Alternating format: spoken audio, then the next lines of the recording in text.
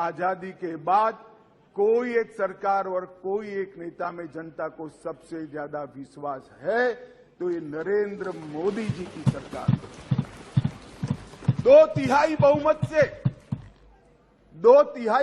से दो बार एनडीए को चुना गया। पूर्ण बहुमत से दो बार भारतीय जनता पार्टी को चुना गया। 30 साल के बाद पहली बार पूर्ण बहुमत की स्थिर सरकार देने का काम ये देश की जनता ने लगातार 2 बार किया।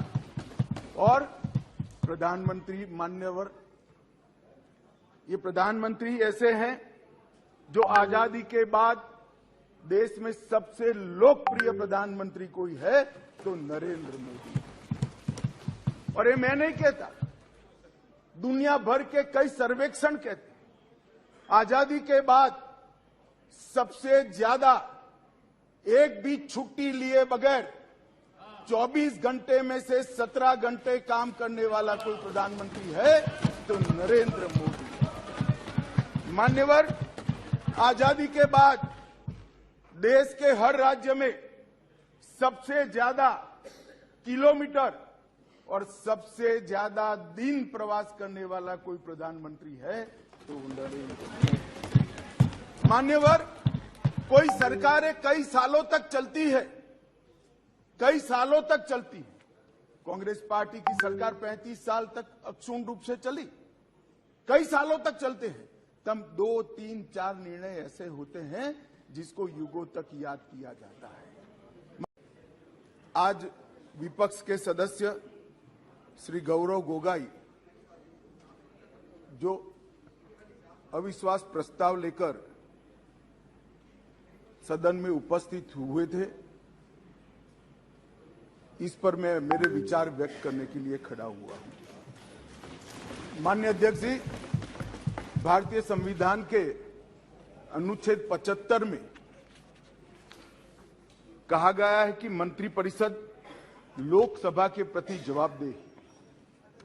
इसलिए इसी अनुच्छेद 75 को प्रतिबिंबित करने के लिए लोकसभा के नियम 198(1) से 198(5) तक मंत्रिपरिषद में अविश्वास का प्रस्ताव रखने की प्रक्रिया नियत की गई है। माननीय अध्यक्ष जी, जब से आजाद हुए तब से 27 अविश्वास प्रस्ताव और 11 विश्वास प्रस्ताव इस सदन में प्रस्तुत हुए।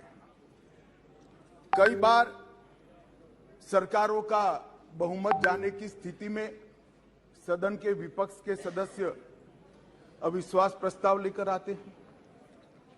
कई बार बड़े जन आंदोलन के समय प्रजा की भावना को प्रतिबिंबित करने के लिए अविश्वास के प्रस्ताव लेकर आते हैं। ये एक अविश्वास का प्रस्ताव ऐसा है जिसमें प्रधानमंत्री और मंत्रिमंडल के प्रति न जनता को अविश्वास है न सदन को अविश्वास है, और ये विश्वास प्रस्ताव लेकर आए। माननीय अध्यक्ष जी, इसका उद्देश्य क्या है? इसका उद्देश्य जनता में भ्रांति खड़ी करने का उद्देश्य। मैं उनको इतना ही कहना चाहता हूं कि भाई, अविश्वास प्रस्ताव जब आप लेकर आते हो तो इस पर जो चर्चा होती है वो चर्चा में सरकार के विरोध में कुछ मुद्दे तो रख देते हैं।